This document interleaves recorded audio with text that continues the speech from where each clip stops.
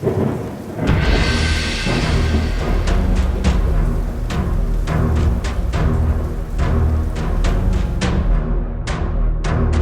up, Headless? Welcome back to the channel. So yesterday we had the third arc of Andor Season 2, and my big question is, why haven't we seen more of this throughout the first two seasons, specifically the beginning of the seasons?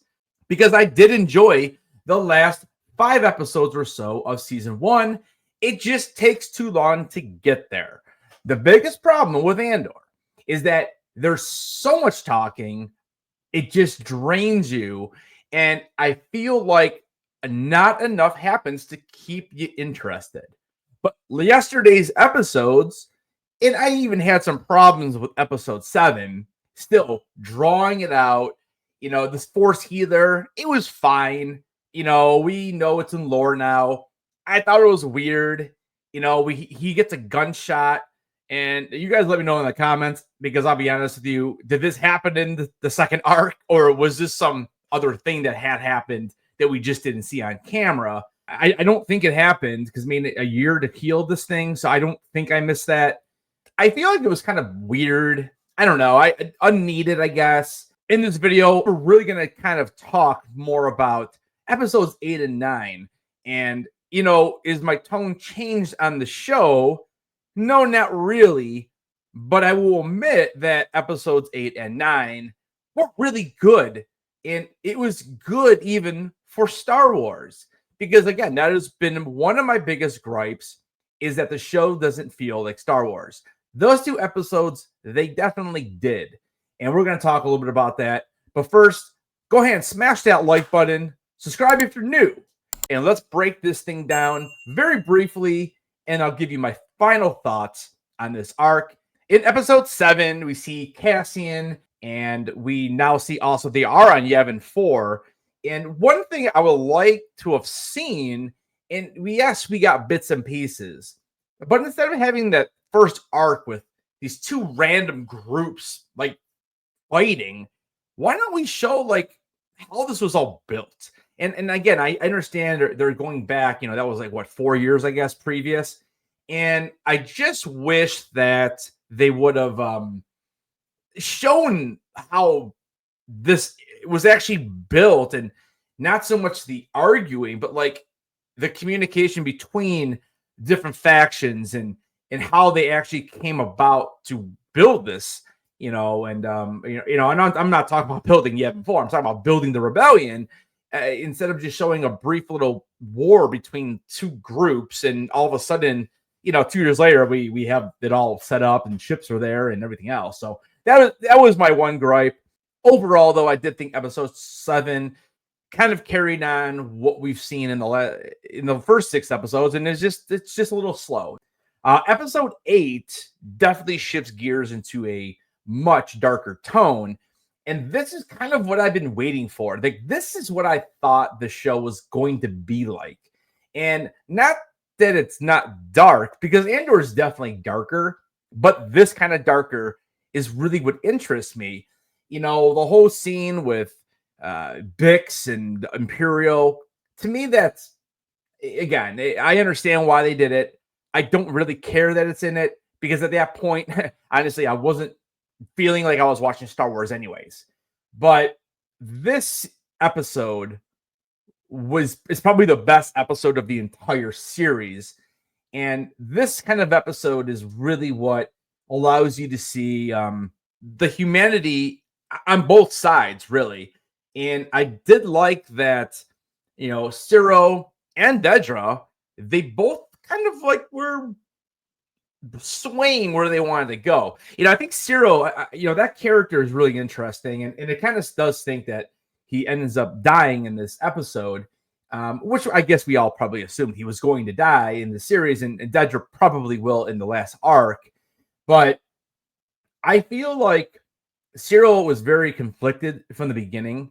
You know, he really just wanted to have a law, and he wanted to have people follow this law, and he thought the Empire was the best way to go with it. And obviously, you know, he ends up finding out that he went the wrong way. He should have actually been with the rebels, probably. We do see Cyril die in this episode, and it's funny because, he is chasing Andor from the beginning. Like, I think the main reason why he's even in with the Empire is because he was trying to chase somebody who he thought killed, policemen or whatever it was, Imperials. I can't remember what the exact name was of the two that Cassian ended up killing. The whole reason why he's even part of all this is just because he was trying to keep law and order. I mean, that is really what that character is. And he probably would have had a redemption arc if he survived. But, we saw what happens. And I thought it was really strong when Andor basically told him he didn't even know who he was, although they had met once. And, he's obviously there too to take out Dedra. And this episode, just the way it was shot, it made you feel like you were there. The big bad probably, we say maybe Krennic, because we know Krennic just doesn't care. Like, he just wants to be promoted, right? And we know that from watching Rogue One.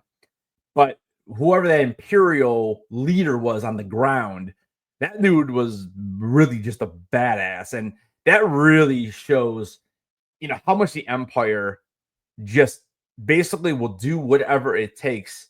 And again, this all comes stemming from Palpatine, obviously. Somehow Palpatine returned. And I thought one of the glaring parts of this episode were not even so much the entire massacre that we see. It was the fact that they had hired in or recruited or whatever they ended up doing is they brought in all these young kids almost. You could tell they were just young and they were basically there to just create a blockade, and they knew they were going to end up dying. I mean, they start the battle actually shooting one of their own.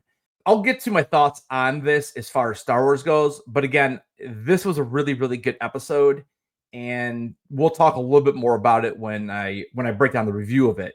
Finally, we get to episode 9, and this is where everything erupts. The mission forces Cassian into a tense standoff. This is where he barely escapes, but without casualties. And again, that is one of the biggest flaws in Andor, is that we know who's going to survive.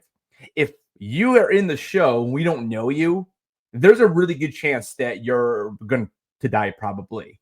Obviously, except for Bix, because we did see at the end, Bix ends up basically telling Andor she's leaving because she thinks that he has more to do in the rebellion.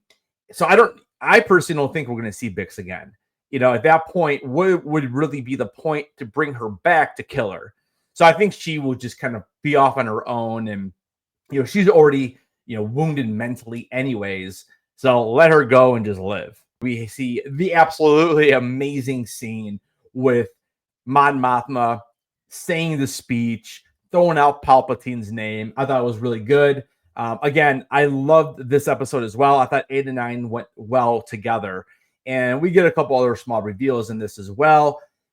Again, the one thing I have to criticize is, and I understand if Jimmy Smits was not able to come to the show to produce it, although if I am Lucasfilm and Disney, I will make sure that he comes, because no disrespect to the actor who plays Bail Organa in this series. I was fine with it for the little cameo we saw, but then in this episode, it just took me out of it because I'm like, where's Jimmy? Like, it has to be Jimmy, and I understand recastings happen, and we've seen it in several big, series as well. But unfortunately, to me, I don't know. Jimmy Smith needs to be in there for this. And again, if it was just a cameo, good, cool. I'm good with it. But he had a much bigger role to play in this. The best 2 episodes I think I've seen in the entire series. I'm really, really hoping that the next 3 episodes are just as good and they have some action and like enough with the talking. And again, I understand this is a slow burn show, but sometimes I just think that the talking, it just takes you out, because that's not what Star Wars is. It just isn't. And these 2 episodes were the closest to Star Wars that Andor has hit. Maybe the jailbreak sequence, over in season 1, the final episode of season 1 was really good. But these 2 episodes, this was the closest I think we got to actual Star Wars. But if I had to give this arc a rating, it would definitely be like a solid 9 out of 10, even maybe a 10 out of 10, because I did really enjoy it. Where, again, episode 7, more build-up. I thought the Force thing was weird. You know, I don't know. Like, who is this lady? I mean, some Jedi or some, Force person. It's kind of like what's his face in Rogue One. He thought he was part Jedi or something. I always thought that was a little off too. I felt like they wanted to do that with Rogue One just to bring in the Force. That's not how the Force works. And I know that Vader scene, absolutely epic, right? But that was even added after, production was even being completed. That was something they had added that was not even originally in the script.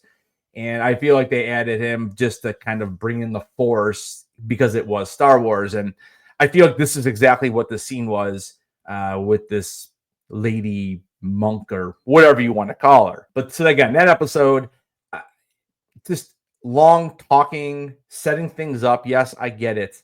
But we've had now 7 episodes of setup. And last week I really did not like the arc at all. The season, the beginning arc of the season was fine. It was okay. This arc was really good though overall. And like I said, episodes 8 and 9, that's what I like to see.